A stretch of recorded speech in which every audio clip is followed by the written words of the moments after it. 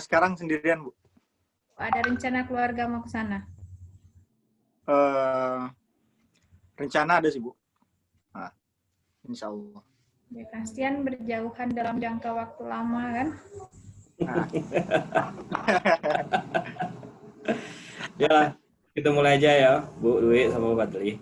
Assalamualaikum Ya. warahmatullahi wabarakatuh.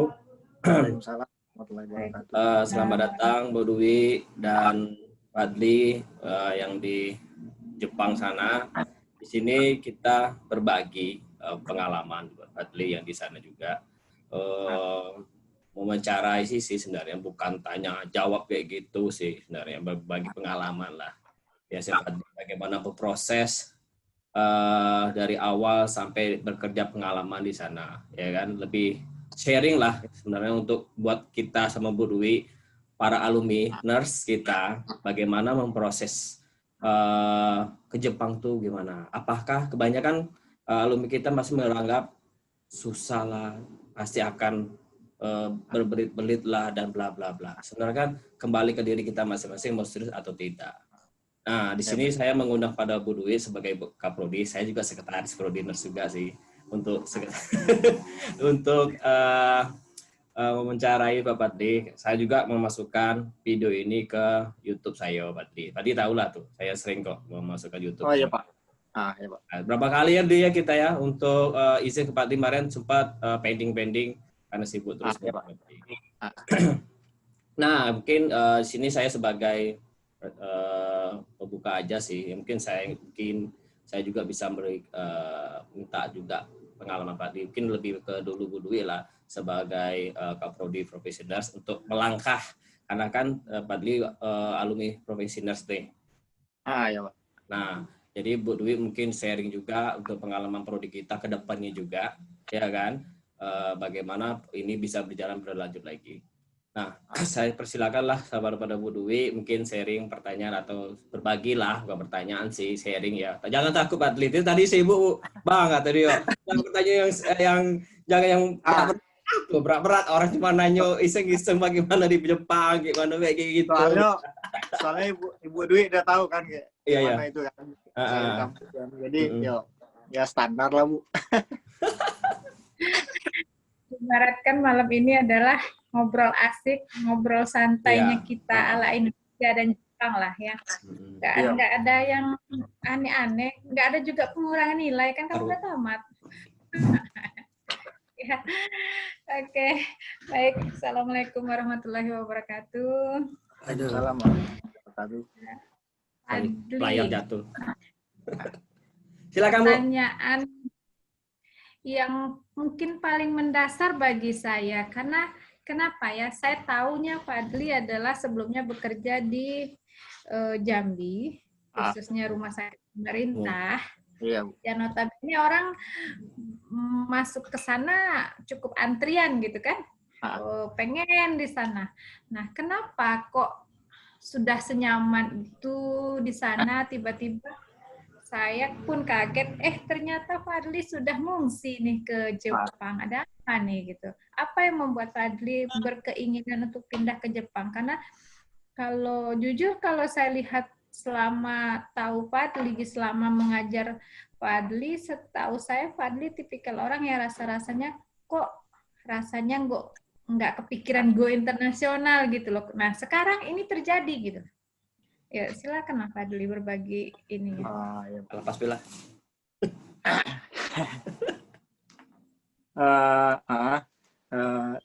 Terima kasih sebelumnya kepada Ibu Dwi dan Pak Rino udah mengundang ke acara Zoom ini dalam rangka berbagi pengalaman ya Bu ya Pak ya. Ya. Jadi sebelumnya itu saya bekerja di Rumah Sakit Raden Matahir Jambi kurang lebih selama 3 tahun. Selama kurang lebih 3 tahun, ya memang banyak apa ya? Mungkin teman-teman yang lain pun juga pasti banyak ini kan apa? Seperti yang Bu Dwi bilang tadi, banyak yang apa di Pengen rumah sakit pengen kerja di rumah sakit Raden Matahir Jambi atau karena rumah sakit pemerintah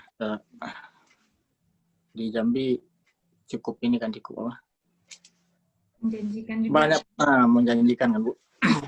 Tapi mungkin apa Bu ya, mungkin cara pandang itu aja Bu, apa maksudnya saya ada apa mungkin ada sesuatu yang ini kali ya, mungkin yang ingin sesuatu gimana ya, sesuatu inilah apa Pengen tampil cara beda. pandang saya juga mungkin pengen apa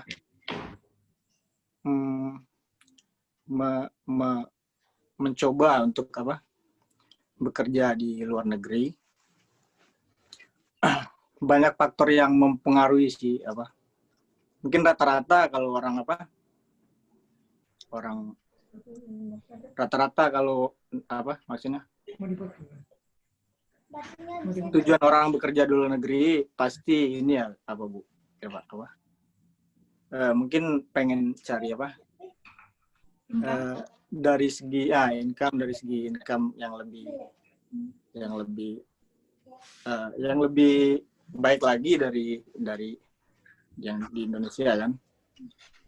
Selain itu juga banyak faktor yang apa yang mendasari saya apa memilih untuk mencoba peruntungan di luar negeri ini di Jepang ini. Salah satunya memang apa dari dulu sih emang dari sebelum pas kuliah sih emang sempat kepikiran pengen kerja di luar negeri karena pengen mencari pengalaman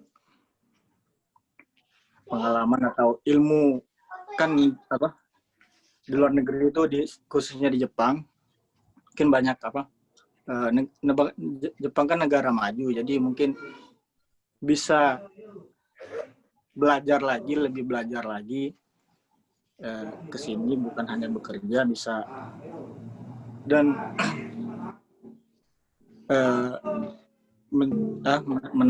menambah ilmu lah yang mungkin di Jepang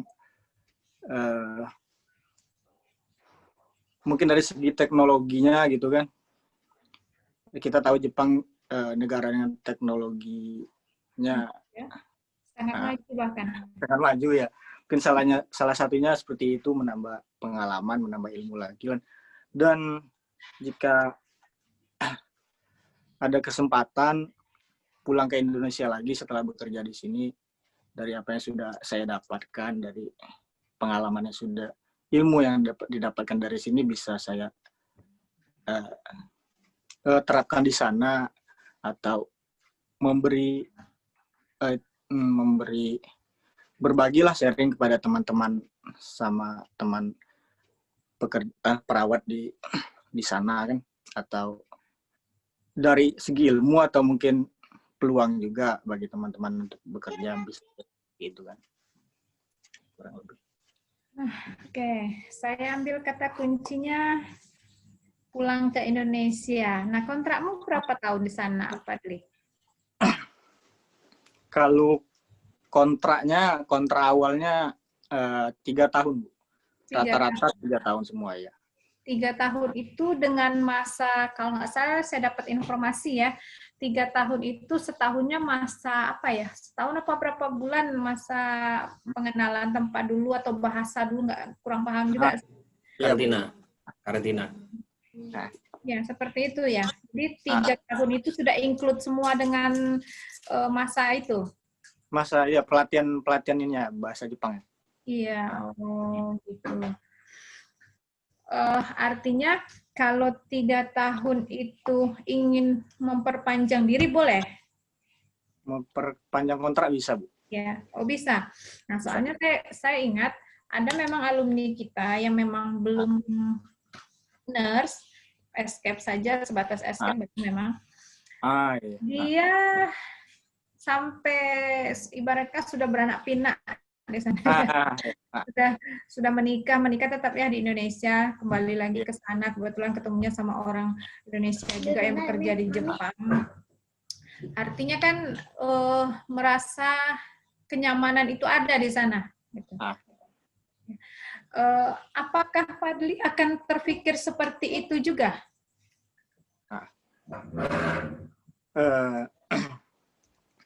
Ini dijelaskan dari proses awalnya atau gimana, Bu? Boleh? Boleh, Pak Rino ya? Dia kontrak dari... Boleh. Termasuk. Alur-alur ya, biar teman-teman yang lain nanti ketika lihat bisa paham seperti apa prosesnya. Betul. Oh, iya. Biar kau tahu gambarannya. Jadi sebelumnya ini apa? Mohon maaf Bu ya Pak ya kalau ini ngomongnya agak terbata-bata karena ya. Aku nggak biasa bahasa Indonesia lagi gitu. Udah dengan bahasa Jepang ya. Boleh. Arigato gorisima. Arigato gozaimasu. Kaku jadi bahasa Indonesia. Baiklah, terima kasih Bu Dwi. Itu seperti yang Bu Dwi bilang tadi, dan saya jawab kurang lebih 3 tahun kontrak awalnya. Sebelumnya ini ada apa? Saya ini nama programnya saya itu program IPA, program kerjasama.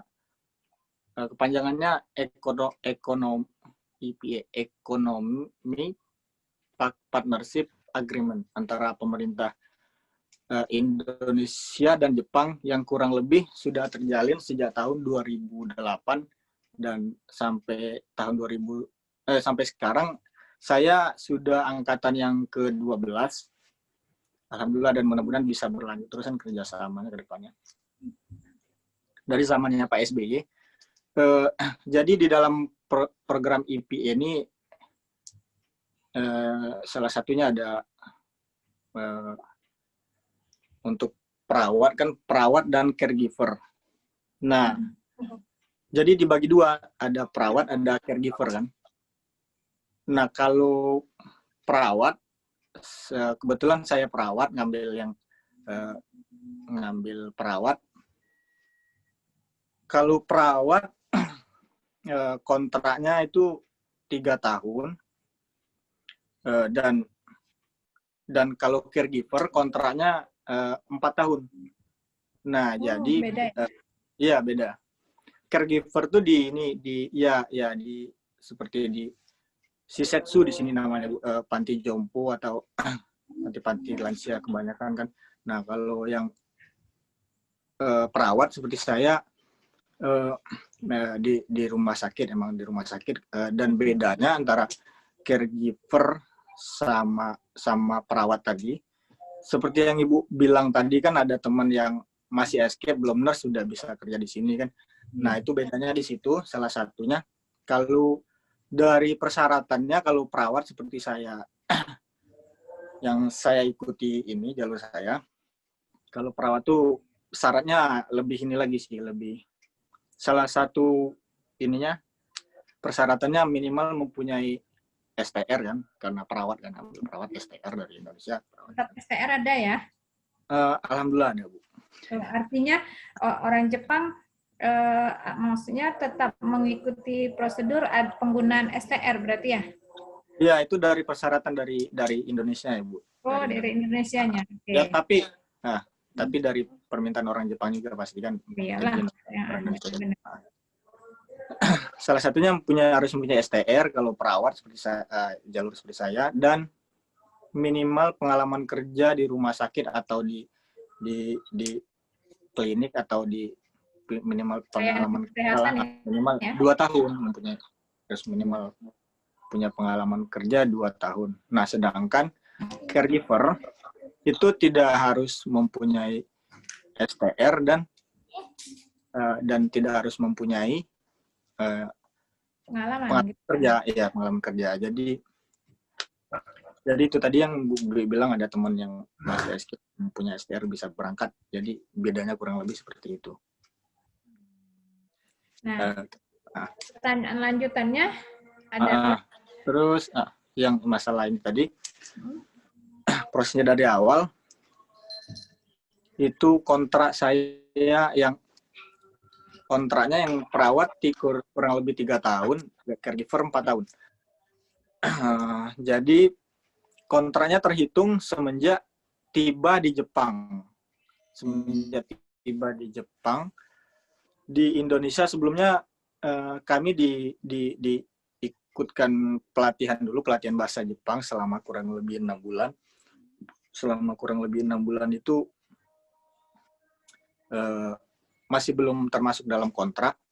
Itu pas pelatihannya antara caregiver dan perawatnya itu digabung semua ini apa? Pas pelatihannya kurang lebih kemarin 6 bulan di Depok di Jakarta. Setelah mengikuti pelatihan 6 bulan di Jakarta, kemudian sampai di Jepang masih ini lagi di lebih apa biar bahasanya lebih ini lebih minimalkan ya. Iya Bu, sekalian itu jadi waktu di Indonesia itu kan dasar-dasarnya aja gitu kan Bu. Pas di Jepangnya sekalian belajar nambah biasa lagi, sekalian bahasa untuk ini emang bahasa kerja sehari-harinya kan, sekalian biar komunikasinya bisa komunikasi lah dengan dan penyiapan mental juga sih, mental segalanya semuanya sih dipersiapkan sama penyelenggaranya sih, dari kehidupannya, cara kehidupan orang Jepang, cara kerja orang Jepang, tata krama, kebudayaan, semuanya diajari pas di 6 bulan di Jepang ini. Nah, pas di Jepang 6 bulan itu udah masuk ini apa udah masuk dalam kontrak kerja. Jadi setelah 6 bulan berarti kira-kira sisanya tinggal 2 tahun setengah. Kurang lebih seperti itu. Nah, misalkan jadi kami perawat ini kan sekarang sebelumnya di Indonesia kan memang mempunyai STR kan. Nah, tapi pas di Jepangnya kami masih belum bisa melakukan tindakan-tindakan yang seperti memasang infus, mengambil darah, atau tindakan-tindakan Invasif Pak ya? Iya, invasif seperti itu. Karena kami diharuskan sebelum kami bisa melakukan tindakan-tindakan tersebut, kami diharuskan mempunyai STR Jepang. Oh, ada Jadi STR Jepang ya? Di Jepang. Jadi STR kita di Indonesia nggak bisa dipakai di sana. Nggak berlaku ya? Nggak berlaku. Nah, jadi sama seperti Indonesia lah, ujian hukum ibaratnya Bu ya. Ya. Nah, jadi selama kami bekerja pun kami masih diharuskan belajar. Jadi kami di sini bukan hanya bekerja, tapi kami juga dikasih jam belajar di sini dengan orang rumah sakit dan pemerintahnya, dari pemerintahnya menginstruksikan ke rumah sakit agar memberi kami jam belajar agar bisa mengambil bisa mengikuti ujian itu, bisa mengambil STR tersebut. Kurang lebih seperti itu, dan ujiannya setahun sekali. Seperti evaluasi seperti itu ya? Setahun Gimana Bu? Seperti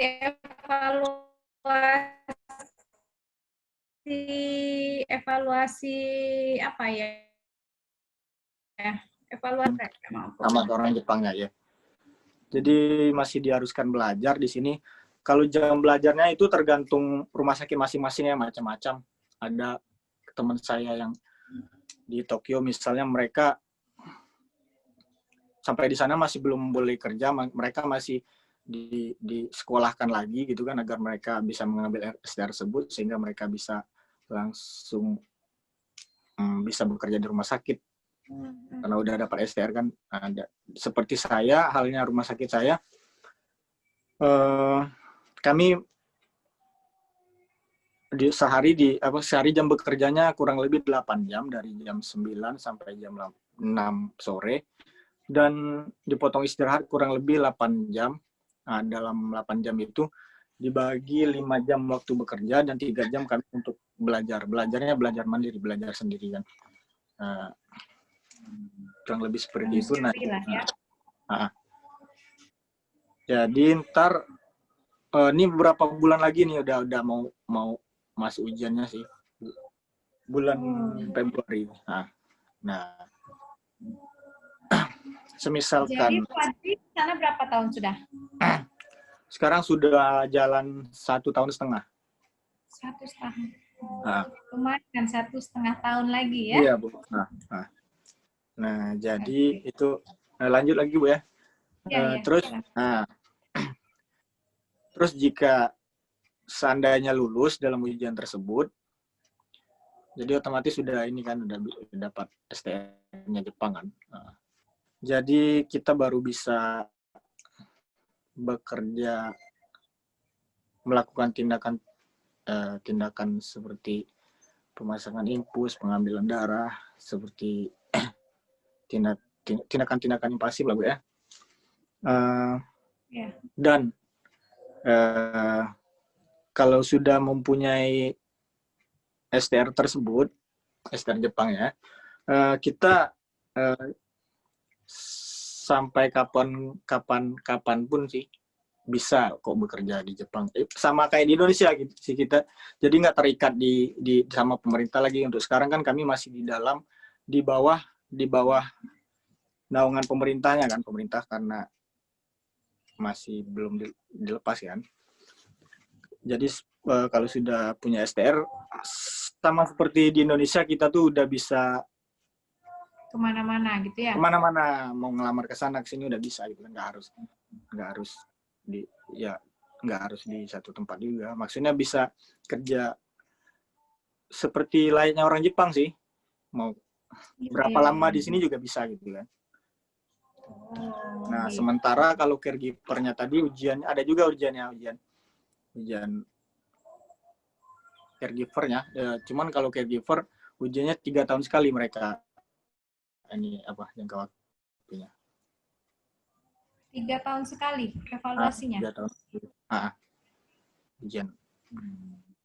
Ujian negara sih kalau di sini dibilangnya namanya ujian negara ya. Ujian negara ya. Oke. Kurang lebih informasinya. Mengenai rumah sakit tadi. Rumah sakit yang Fadli tempat bekerja saat ini, apakah rumah sakitnya swasta atau negeri? Kalau di Indonesia ada ya perbedaan negeri dan swasta. Nah, kalau iya. Sama-sama Bu. Di sini pun juga. Dan kebetulan saya di sini rumah sakit swasta. Nah, apakah mereka di sana juga ada seperti kita, ada ASN-nya atau bagaimana?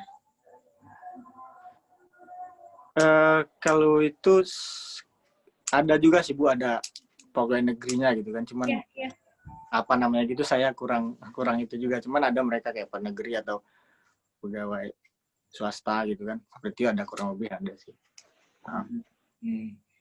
Nah, posisi Fadli sekarang mana gitu ya, kayak di Indonesia daerah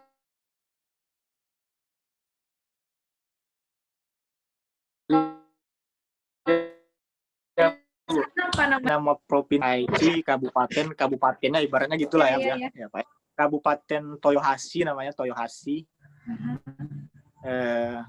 Terus nama rumah sakitnya Fukushimura Fukushimura Hospital. Namanya Fukushimura. Iya, namanya ini ya. Lidahnya udah kepatah-patah saya. Aduh ya Allah, ya, bagaimana? Rasanya masih enakan bahasa Inggris daripada bahasa Jepang rasanya ya. Iya Bu, udah. Gimana Fadli sendiri? Sampai sekarang pun masih belajar sih Bu. Sampai sekarang pun masih belajar, bukan belajar untuk ujian negara aja, juga masih belajar. Belajar di sini masih disediakan sensei gurunya di sini sama rumah sakit kan, karena emang itu sih masih belum terlalu lancar sih, emang salah satu kendalanya itu sih, memang masih belum lancar. Jadi sehingga masih ada guru bahasa Jepangnya, setiap minggu kami belajar bahasa Jepang di sini bisa agar lebih lancar lagi. Oke, ya Allah, luar Belajar, biasa. belajar, belajar. Iya, itulah Kurang lebih gitu. Jepang ya. Jepang itu Eh, kenapa dia terus maju karena memang mungkin etos. pola belajar terus. Kalau kita kalau udah dapet ya udah gitu ya. Itu aja dipertahankan terus. Memang mereka terkenal dengan etos kerjanya tinggi. Iya, benar. Yang jelas lingkungannya bersih ya. Jadinya aman. Itu. Nah, Ya, satu hal yang alhamdulillah nyaman. kita temui di Indonesia, bersih apapun dapat pun Adipura, zaman dulu Adipura ya. Tapi yang namanya sampah kecil pun ada juga ketemu. Nah, kalau di sana katanya nggak dapat sama sekali yang namanya sampah-sampah berserakan. Jadi nyaman lah Iya, di Bu. sana. Ya. Emang orang Jepang tuh emang dari sekolah dari kecil tuh emang diajarkan cara hidup yang baik lah, Bu. Jadi orang seperti kita di Indonesia kalau SD-nya itu fokus belajar ini, Bu ya, dari kelas 1 sampai kelas 6 SD itu memang belajar apa namanya? Materi belajar Etika. Belajar ini ya. Kalau di Jepang ini mereka 3 tahun pertama itu mereka difokuskan tentang pendidikan tata krama, tentang sudah saya nonton di YouTube. Etikanya ditinggi itu, menghormati moral. Jadi mereka 3 tahun pertama di sekolah tuh nggak difokuskan untuk belajar ini, jadi kayak gotong royong, menjaga kebersihan semuanya. Benar. Tahun pertama tuh mereka dari kecil emang dididik seperti itu. Pola hidup hari-hari yang di depan ya. Jadi memang kebiasaan jatuhnya tata nanti. krama, kebiasaan semuanya, dan sampai emang kelihatan sampai maksudnya tata krama mereka dalam bekerja, dalam berkehidupan sehari-hari juga. Dalam bekerja pun mereka semangat gotong royongnya, saling tolong menolong dengan saling bekerja sama kan, itu sangat kesadaran mereka sangat tinggi, dan kesadaran saling tolong menolong, kesadaran akan lingkungan, semuanya mereka itu sangat maksudnya kesadarannya tinggi sih. Oh, bukan punya lingkungan yang cuek ya di sana ya kan.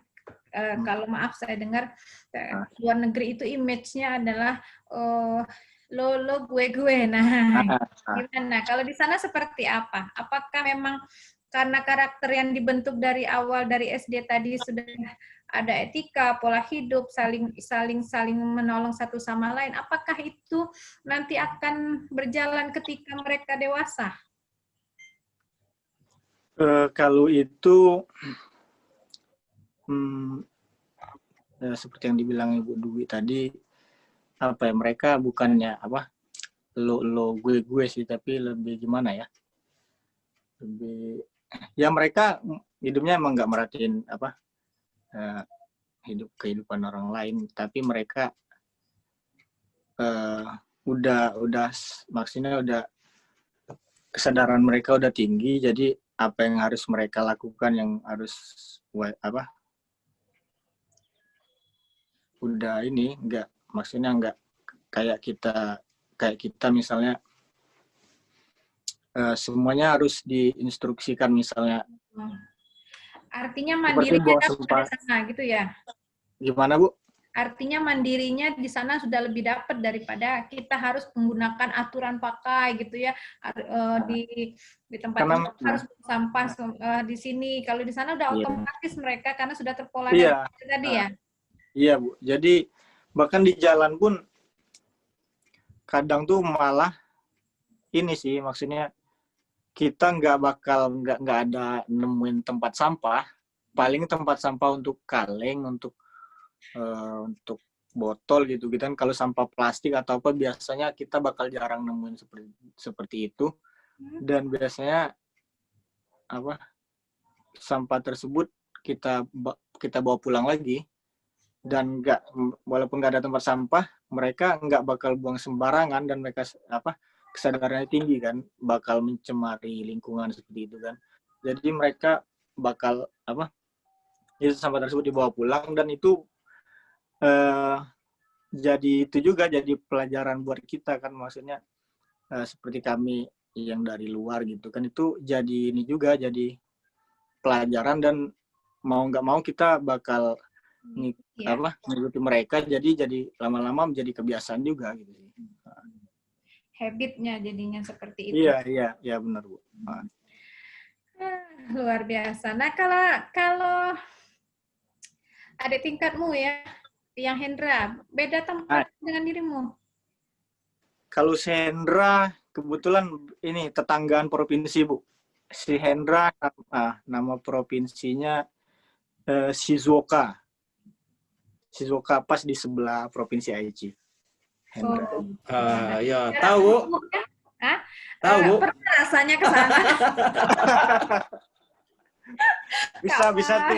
bisa tuh Pak Rino Bu Dwi bisa kan, bisa amin, kampus ya. Ajukan ke kampus kerjasama dengan boleh Bu, ngajak roadshow Bu, study tour. Studi tiru namanya sekarang Pak Rino. Sekalian sembari menyelam minum air kan. Benar, sepertinya kita perlu memikirkan itu Pak Rino ya. Iya. Bisa. Oke. Nah, kalau si Hendra bagaimana, Fadli? Di rumah sakit juga atau di sebagai caregiver-nya? Kalau si Hendra kebetulan dia ngambil jalur yang caregiver, atau bahasa Jepangnya kaigo namanya. Caregiver ini apakah yang melalui instansi yang waktu panjang, penyalur yang pemerintah punya itu ya? Kalau jalurnya sama Bu, sama dengan kami yang perawat sama. Sama kalau ya? Jalur sama jalurnya. Soalnya ada ya. Cuman nanti di Indonesia akan diseleksi kemana tempatnya gitu ya, atau permintaan kita? Sesuai yang dirimu sampaikan tadi artinya. Kalau masalah penempatannya Bu ya? Iya. Kalau untuk penempatannya itu dari kemarin tuh dari awal pendaftaran, gimana? Saya cerita proses ini dari pendaftaran aja kali Bu ya? Ya boleh. Boleh silakan. Jadi jalur kami ini berada di bawah ini Disnaker ya Bu ya. Nah di bawah Disnaker itu ada ini lagi, ada namanya sekarang udah berubah. Kalau kemarin tuh BNP 2 TKI kan. Nah kalau sekarang ini udah berubah namanya Bu. Apa namanya? Cuma lupa namanya Bu. Dia berganti ini lagi kan. Okay. Jadi programnya tiap tahun buka terus ininya selalu membuka pendaftaran setiap tahun. Dan jumlah biasanya kebanyakan, kalau angkatan kami kemarin kalau dicampur caregiver sama perawatnya kurang lebih 338 orang, sebanyak 38 orang perawat dan 300 orang itu caregivernya. Jadi biasanya mulai awal pendaftaran itu sekitar bulan Februari sudah buka pendaftaran sampai sekitar bulan Mei itu seleksi bahan. Setelah seleksi bahan kurang lebih sekitar bulan Juni atau Juli itu ada tes tertulisnya, tes bidang keperawatannya kan. Setelah melalui tes bidang keperawatan, kemudian sekitar bulan Agustus lagi itu tes psikologi dan wawancara. Kalau tes keperawatan tadi, tes kebidangannya masih di daerah masing-masing dilaksanakan. Jika lulus ke tahap selanjutnya itu ada tes psikologi dan wawancara. Nah, kalau untuk wawancara dan psikologi itu biasanya terpusat di Jakarta biasanya. Di Jakarta, tes psikologi, kesehatan, dan wawancara langsung dengan orang Jepang ya, orang yang punya orang utusan dari rumah sakit dan perusahaan masing-masing. Biasanya langsung ke Jakarta mereka dan didampingi dengan penerjemah. Nah, setelah itu ada namanya setelah wawancara dan semuanya, nanti ada pengumuman lulus atau tidak lulusnya lagi. Kemudian jika lanjut ke tahap selanjutnya, itu ada namanya tahap matching namanya. Matching atau pencocokan sih. Ibaratnya kita masukin lamaran kerja gitu, tapi secara ada di websitenya kan, websitenya orang Jepangnya kan. Jadi matching tuh gimana jelasinnya? Agak rumit sih ngejelasinnya. Jadi matching tuh menyesuaikan atau mencocokkan antara mencocokkan. Jadi ibaratnya saya masukkan lamaran ke rumah sakit A misalnya, dan itu kan banyak rumah sakit dan pantinya kan. Jadi di antara beberapa rumah sakit, misalnya kita milih rumah sakit A, dan jika rumah sakit A juga kira-kira tertarik dengan kita dan mereka memilih kita, nah itu ntar matching, jadi lulus ibaratnya, itu tahap terakhir sih. Jadi itu gimana ya? Itu mungkin saya kurang paham juga sih gimana mereka milih kita, atau mereka juga hanya menerima saja atau bagaimana? Atau mereka melihat profil kita juga, atau gimana mereka menyeleksi juga, atau hanya sistem menerima dari Indonesia, intinya ini dapat, ini caregiver gitu ya, sesuai dengan kriteria gitu. Kalau itunya udah dipisah sih Bu. Kalau untuk caregivernya sebenarnya itu udah dipisah. Udah dipisah, yang caregiver ya milih ke pantinya, yang perawat milih rumah sakit, milih nyari rumah sakit ya kan. Dan itu juga beda ininya sih, udah beda jalur sih dari sini. Udah beda pengelolaan. Dari awal daftar pun udah beda tuh. Perawat dan caregivernya udah beda. Kira-kira seperti itu. Sudah matching sekitar bulan September, sekitar November, Oktober atau November, mulai itu masuk ke pelatihan di Jakartanya. Cukup panjang ya? Panjang, perjalanannya panjang Bu, panjang. Oke. Tidak mudah. Iya. Memang itu sih, memang harus alurnya. Jadi mereka tidak salah pilih, artinya seperti itu ya. Iya. Kemudian kan ini karena terdampak COVID ya, sehingga angkatan setelahmu belum sampai turun gitu ya. Agak terhambat Bu ya. Iya benar. Kalau nggak salah katanya kemarin terakhir yang datang ke Stigma itu, ataupun Zoom ya Pak Rino ya kemarin itu ya, dengan pihak Jepang, katanya masih tutup. Oh iya. Untuk masuk ke Jepang, baik perawat Indonesia maupun dari mana. Iya. Nah, saya terakhir dengar kabar Jepang udah buka kembali. Benar. Kurang lebih 2-3 minggu yang lalu lah, karena ada alumni yang masih escape tadi menyampaikan seperti itu. Udah buka kembali Jepang, kata oke. Artinya yang seleksi di bawah setelahmu kemarin berkemungkinan akan turun lagi ya, karena setahu saya dapat informasi dari yang bersangkutan seperti Mujib dan Dewi kalau nggak salah. Itu masih di Indonesia. Iya Bu. Ya, artinya kan mereka tentu akan dipersiapkan untuk diberangkatkan, nah artinya seperti itu ya. Iya Bu, ya.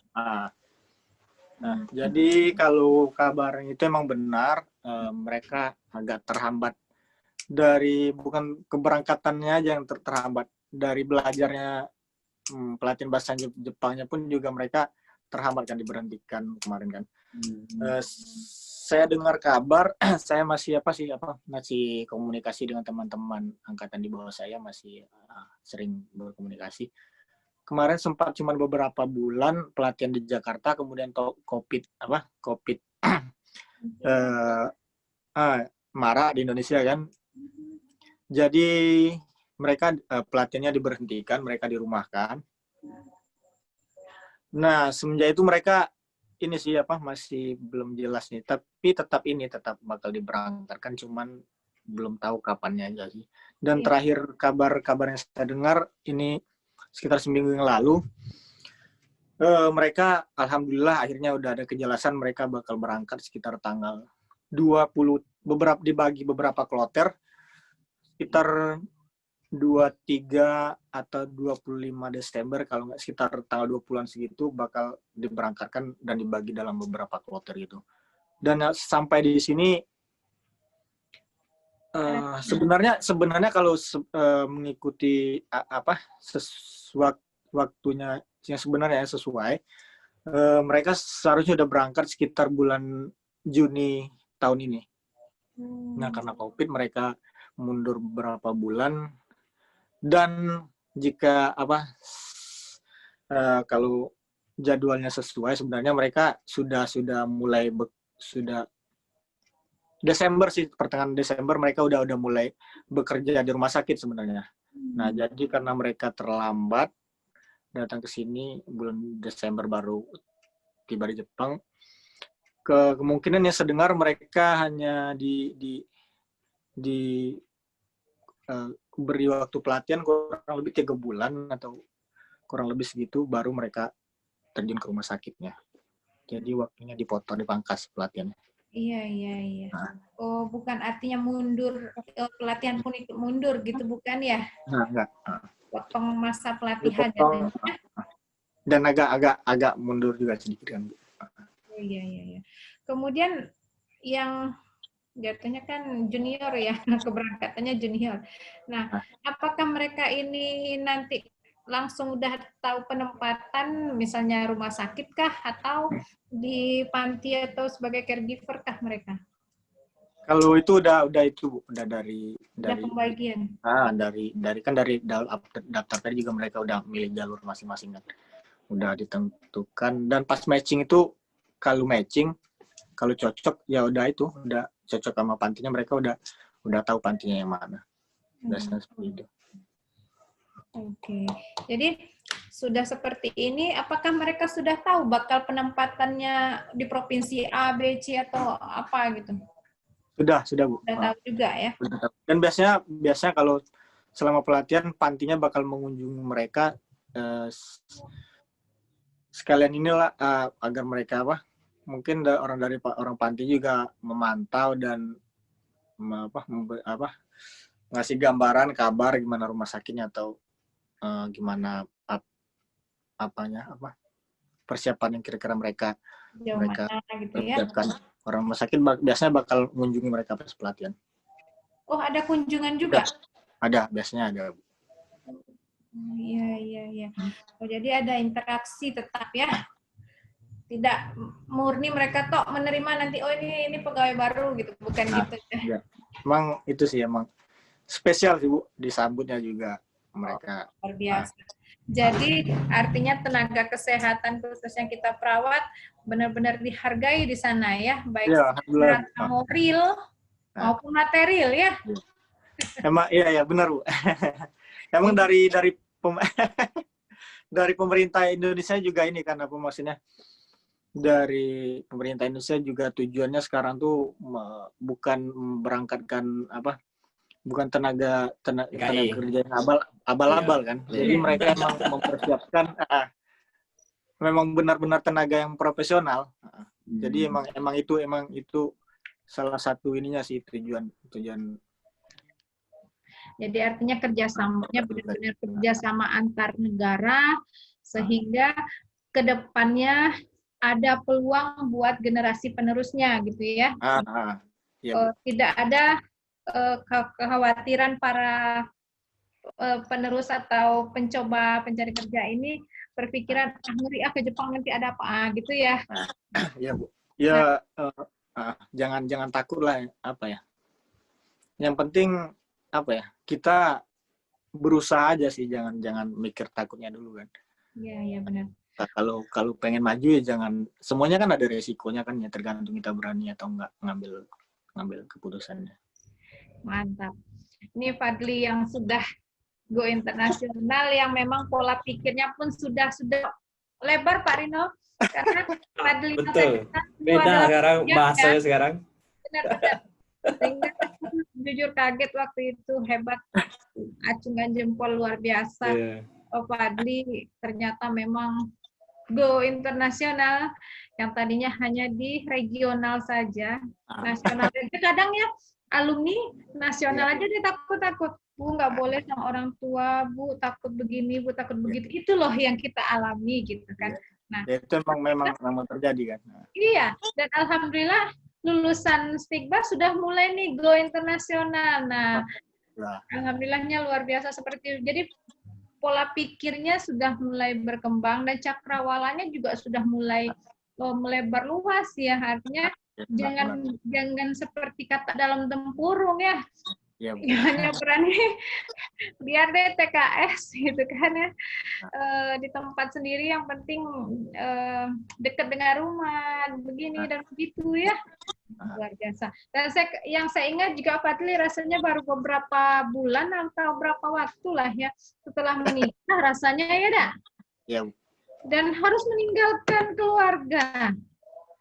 What happened gitu kan tadinya ya Pak Rina, ini Fadli gila banget nih berangkat gitu kan. Ya Allah. Ya, emang itu sih keputusan berat sih sebenarnya Bu, cuman keluarga mendukung sepenuhnya. Alhamdulillah makanya sampai di sini Bu. Alhamdulillah, iya. Oh iya Bu, ini ya, Mbak Motong tadi ada pertanyaan yang masih belum kejawab rasanya. Kira-kira semisalkan saya lulus ujian negara, kemungkinan saya insya Allah jika diberi rezeki lah, bisa lulus ujian, mungkin bakal kalau rencananya dari sayanya mungkin bakal pengennya beberapa tahun di sini sih, perpanjang waktu ya. Bakal perpanjang kontrak biar apa ya, bisa inilah mungkin belajar lagi, bisa apa yang sudah dapat di sini nanti bakal di sharing, bagi ke teman-teman di Indonesia, di tempat di sana kurang lebih seperti itu sih. Insya Allah bakal perpanjang.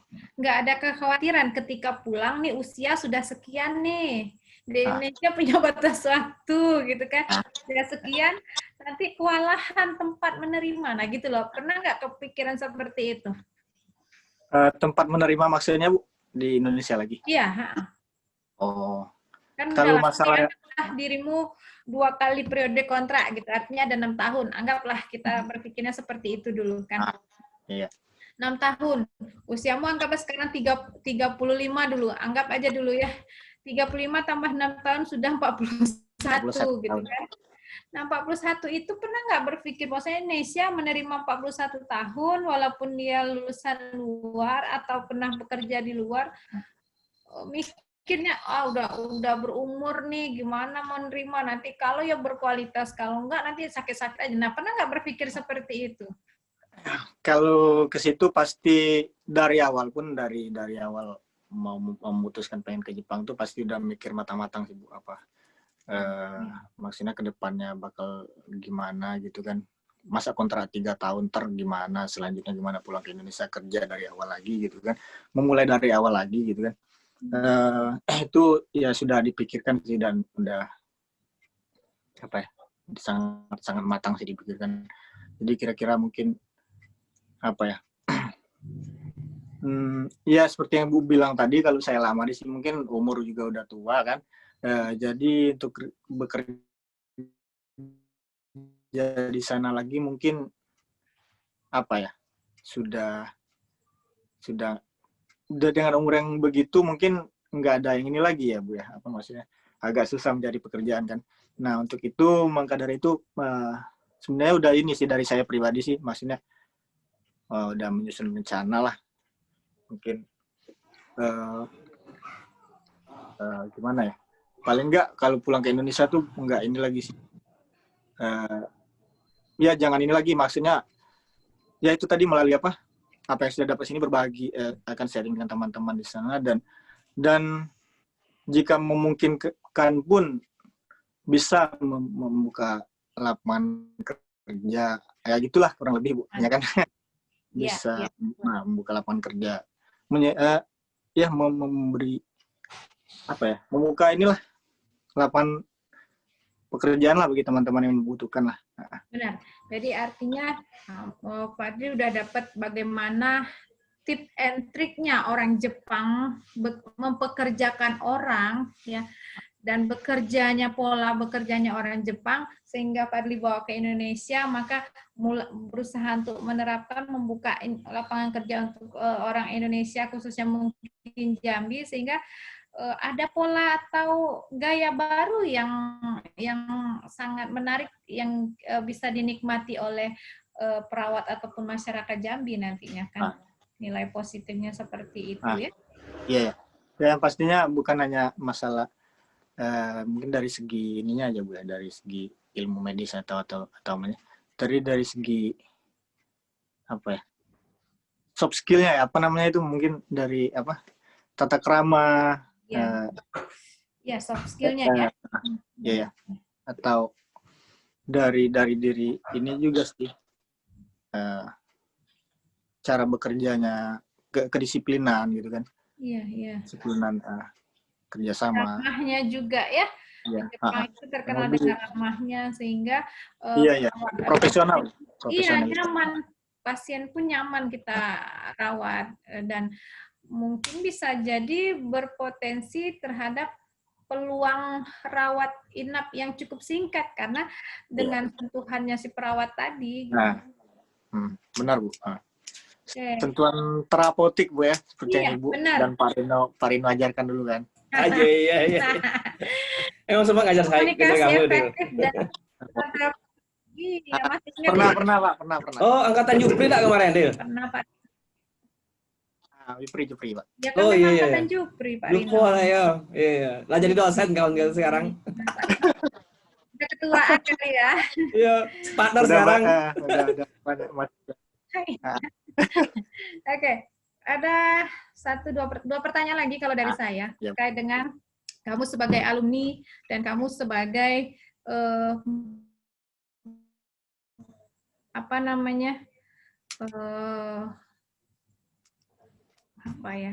orang yang sudah menikmati stigma, dan saya pengennya dari Fadli sendiri bisa menyampaikan pesan dan kesan terkait dengan proses belajar di Stigba seperti apa? Oh, pesan-kesan di Stigba ya? Iya, baik untuk alumni, ya tentunya kan alumni tentu berpeluang untuk bekerja di sana ya, sehingga kamu bisa menarik alumni-alumni ada tingkatmu. Oh, ternyata Jepang tuh tidak seperti yang dikhawatirkan loh, atau Jepang itu tidak mengerikan loh. Nah, kemudian untuk para mahasiswa yang sekarang lagi studi di kampus Stigba kita, sehingga mereka pun ada keinginan yang luar biasa untuk go juga ke internasionalnya, khususnya Jepang yang sudah kamu sampaikan. Silakan Fadli. Jadi ada dua nih Bu, pesan-kesan belajar di Stigba dan pesan-kesan di sini kali Bu ya. Atau gimana? Iya, benar. Kalau untuk pesan-kesan di Stigba dulu kali Bu ya. Kesan dulu lah. Kesan belajar di Stigba apa ya? Karena saya angkatan ketiga ya. Awal-awal lah di beberapa tahun di bawah Pak Rino. Pak Rino kan angkatan pertama kan, yang satunya kan itu angkatan perintis ya Pak ya. Itu masih ini kan, masih apa? Masih sangat apa ya? Pengalaman apa? Sangat-sangat berkesan belajar di Stigba.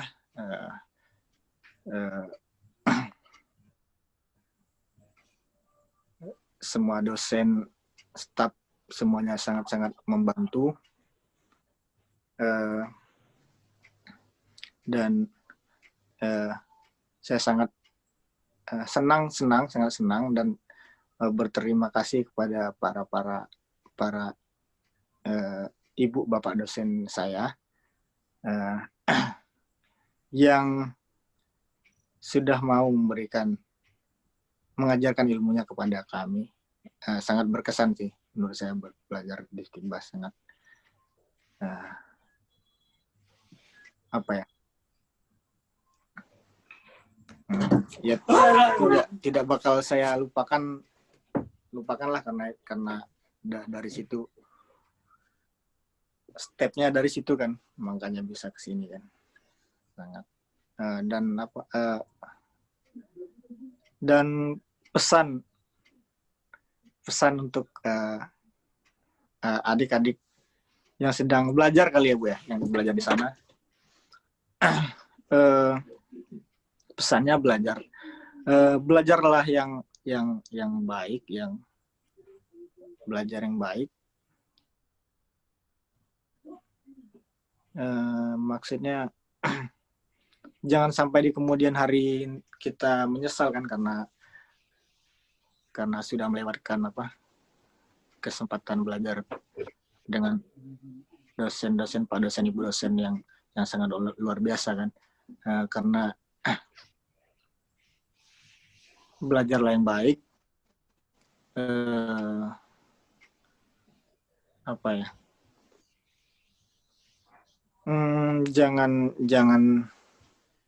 jangan takut bermimpi. Ya, benar. Terus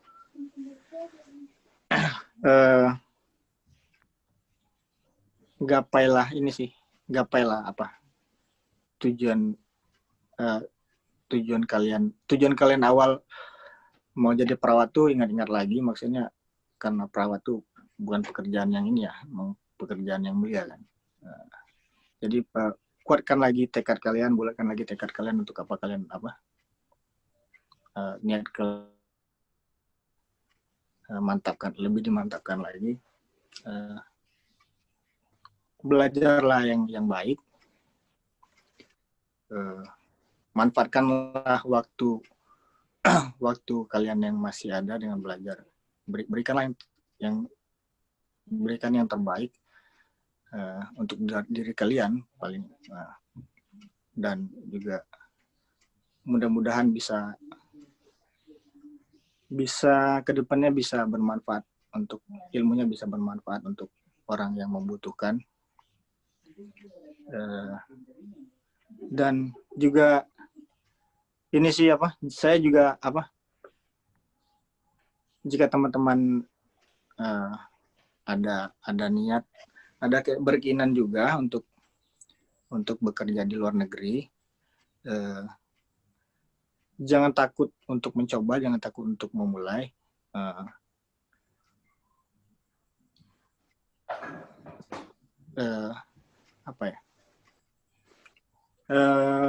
Jangan gimana ya? Jangan takut ya. Takut dia. Jangan takut. Zaman sekarang semuanya sudah semuanya sudah, dunia itu sudah di tangan kita kan, jadi bukan hal yang mustahil lagi sih untuk bekerja sampai di luar negeri atau dimanapun. Jadi jangan takut, jangan takut karena apa yang kita pikirkan itu mungkin takut ini kali ya, seperti yang Bu Dwi bilang tadi, orang Jepang atau mungkin orang luar negeri khususnya Jepang, gimana kan, jangan takut itu. Insya Allah mereka sangat-sangat baik, sangat-sangat menerima kita, sangat-sangat menyambut kita, dan bahkan mereka memang membutuhkan kita perawat dari negara manapun, khususnya di Indonesia kan. Dan memang tenaga kerja perawat di sini memang dibutuhkan dan masih sangat dibutuhkan. Jadi persiapkan jika memang ada niat ingin bekerja di luar negeri, khususnya Jepang, persiapkan diri kalian baik-baik aja. Jangan takut untuk melangkah, jangan untuk memulai. Jangan takut untuk memulai. Asal di jalur atau penyalur yang benar ya. Insya Allah tidak ada kendala lah ya. Ya. Oke, Pak Rino. Kalau saya mungkin pertanyaannya sejauh itu dulu. Karena Saya rasanya dikit aja. pasnya kali pertemuan nih Pak Rino sebenarnya. Cuman nanti pesan saya terakhir. Cuman pesan saya terakhir ya Pak Rino, supaya kita yakin kan gitu ya. Bukan kita yang yakin, kalau kita mah yakin. Untuk meyakinkan si penonton nantinya, ya, pengennya di penutup nanti Fadli menggunakan bahasa Jepang ya. Bahasa Jepang. Sehingga, oh iya ternyata Fadli bisa bahasa Jepang dan berada di Jepang gitu loh. Gitu ya. Gitu. Oke, silakan Pak Dina selanjutnya. Kalau dari saya itu saja, Pak. Terakhir lah bahasa Jepangnya. Mungkin terima kasih Fadli atas waktunya. Sebenarnya dari kemarin sih Bu, saya sempat juga saya diskusi sama Bu Dwi untuk diskusi sama Zoom. Cuma saya pingin berdua, cuman ngapa nggak gabung sama Bu Dwi juga kan, biar sharing untuk buat teman-teman, buat alumni kita juga. Pengalaman Pak Fadli di sana itu salah satunya juga kan. Lalu saya lihat Fadli sharingnya tadi sudah banyak sekali terkait tentang pengalaman dari awal sampai akhir ya. Ibu tahu enggak Bu, Fadli jam berapa sekarang di sana? Jam 10 malam. Sekarang jam berapa? Tadi jam 10 ya? Ya, jam 10 malam, Pak. Kurang lebih 2 jam. 2 jam Bu jaraknya Bu antara Jepang sama Indonesia. Itu. Saya kan kalau nggak 1 jam Pak Rino saya bilang. Iya betul kan, 2 jam kan, bukan ke Amerika. Kalau Amerika jauh Bu, saya bilang agak masih jaraknya dekat banget. Gue bilang kalau Amerika mungkin ya perbedaan jauh banget antara 12 jam itu. Jadi tadi Fadli kan, saya tanya juga, suka nanya sih, sharing juga lah terkait itu. Berarti selama kegiatan ini hanya rumah sakit khusus Jumbo ya? Pati Jumbo ya, Tri? Oh enggak, rumah sakit umum pun ada juga teman yang di rumah sakit. Ya, tapi Fadli posisinya rumah sakit khusus? Saya rumah sakit ini rehabilitasi sebenarnya Pak. Oh, rehabilitasi. Khusus rehabilitasi apa nih bidangnya? Pasien-pasien dengan stroke, pasien gangguan mobilitas fisik, demensia, Alzheimer. Berarti murni yang dilakukan si Fadli, murni memang keperawatan yang harus dipegang ke pasien, iya kan? Iya. Murni kan? Yang tadi kan yang Fadli ngomong, cardiver tadi sama yang tadi kan berbeda ya, karena ini Fadli memang melewati dari perawatan. Oh itu kan. Jadi peluangnya cukup besar. Jadi ada biasanya faktor kendala di lapangan di Jepang. Faktor kendalanya biasa apa aja sih kalau di sana? Susahnya apakah? Ataukah komunikasi yang susah seperti ini kah? Sering nggak yang masalah yang paling susah banget di situ? Kalau masalah dasarnya sih masih saya kira untuk orang asing pada umumnya saya kira sama sih. Awal-awalnya pasti kendala bahasa komunikasi kan, karena walaupun ada belajar atau tetap masih perlu belajar lebih lagi sih. Lebih lagi oke lah. Lalu kalau makanan, kalau makan selera kan lain tuh. Jepang biaya makannya cukup mahal bro. Hendra masang posting harga semangkuk 500.000, kan hampir sejuta. Wow, gue bilang amazing banget sih itu. Harganya cukup mahal. Jadi kalau makanan kayak mana di sana tuh? Sesuai Pak Rino dengan gajinya. Ya kalau untuk makanan sebenarnya itu sih Pak, maksudnya masih emang agak mahal, cuman dari nggak jauh beda lah dengan Indonesia, maksudnya seperti ini sih kayak Bapak bilang tadi, kayak harga semangka atau durian juga sekitar situ emang buah-buah langka seperti itu memang mahal Pak. 500.000. Kalau dirupiahkan sekitar segitu. Kalau untuk Wah. harga makanan biasa, kalau makanan sih ya memang agak mahal juga sih Pak. Seperti contohnya kalau kita datang ke restoran Indonesia kan, Ya. makan nasi Padang atau makan Indonesia yang lainnya, itu satu porsi nasi Padang tuh kalau dirupiahkan bisa sampai sekitar 130.000 rupiah sih satu porsi, satu piring. Iya, gede banget.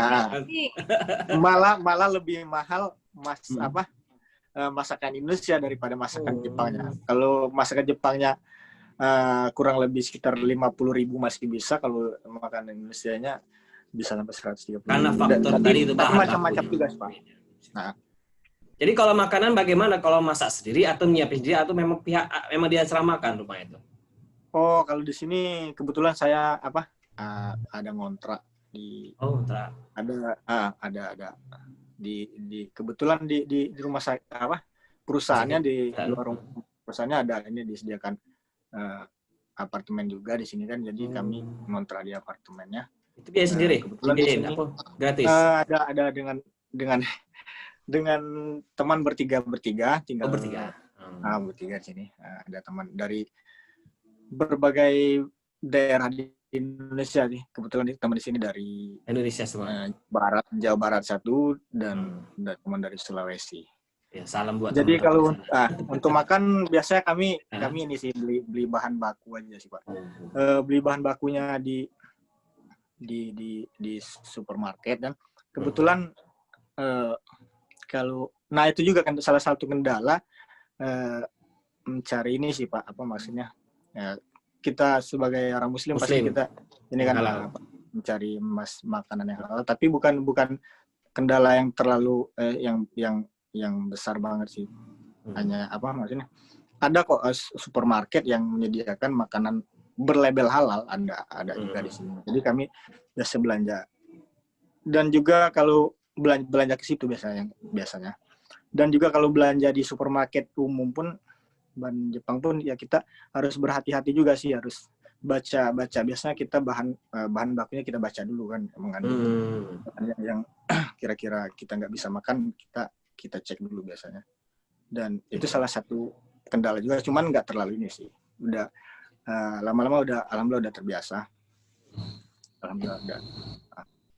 Berarti itulah pengalaman secara personal ya. Tapi yang ada pengalaman di rumah sakit pasti berbeda jauh ya, antara rumah sakit umum kita dengan rumah sakit ini swasta loh, rumah sakit Jepang. Itu pasti akan berbeda jauh ya kira-kira. Menurut Pak Deni gimana tuh? Gambaran kecil aja.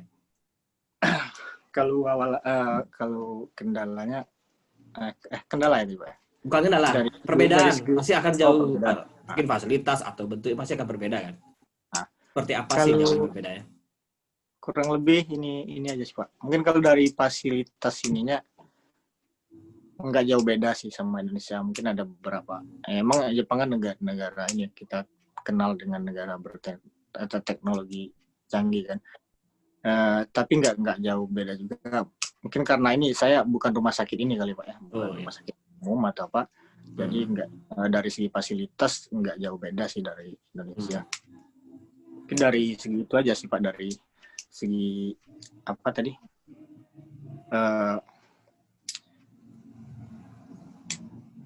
Cara kerja itu tadi sih, kebiasaan tadi.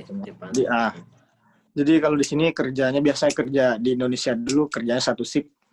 Sekitar berapa jam ya? Dari jam 8 sampai jam 2, sekitar 6 jam ya.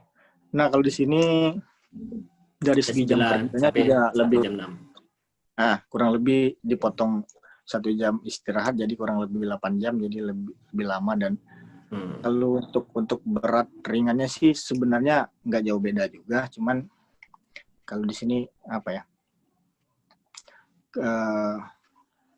kerjanya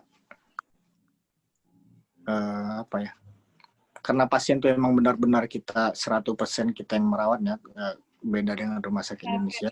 Kalau di Indonesia tuh masih ada keluarga pasien yang menunggu atau gimana. Kalau di sini emang pasiennya emang benar-benar keluarganya mempercayakan kepada perawatnya sama stafnya untuk 100% kami yang merawat pasien. Jadi emang apa sih, dari sampai kebutuhan dasar pasiennya harus kami kami kerjakan, harus kami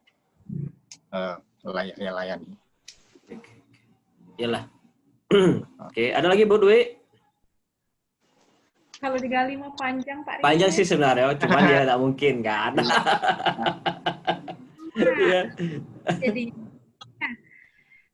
tapi ya mungkin pesannya kami dari khususnya kampus IKBA berharap Fadli tetap membawa nama baik kampus kita walaupun Iya, Bu. sudah di internasional, dan jangan lupa pulang pastinya. Iya, pasti itu. Jambi tetap di hati. Iya. Bisa jadi Bu dia pengen S2 Bu, dia mungkin nggak jadi dosen lagi ya kan. Jadi dosen ya. Amin. Bisa jadi Bu. Benar. Kalau dari saya seperti itu saja Pak Rino mungkin. Oke lah. Saya minta dong bahasa Jepangmu untuk buat para alumni untuk support atau memotivasikan. Gitu kan? Kalau bahasa kitanya ya ke Jepang ya adik-adik. Iya kayak gitulah. Saya nggak paham nih. Silakan nih. Sebelumnya itu sekali lagi terima kasih udah diundang untuk ngobrol-ngobrol dengan Ibu Dwi dan Pak Rino.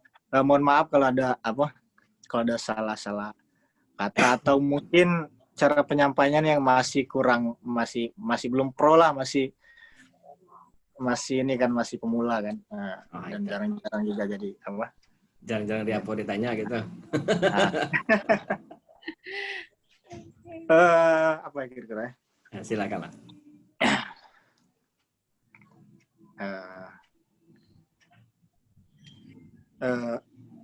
Minasang konbanwa. Kohai no minasang wa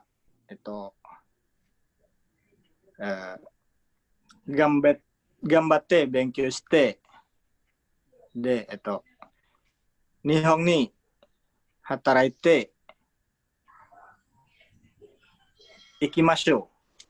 Gambatte, minasang gambatte. Apa tuh artinya tuh? Nah, itu transinya dari Kira-kira ini untuk para junior belajar yang semangat, ayo bekerja, datang ke Jepang, bekerja di Jepang bersama-sama. Oh gitu. Semangat. Gambatte tadi itu semangat ya? Iya, perlu gitu. Ayo main kesimpulan aja Pak Rino. Nggak bisa saya buatnya.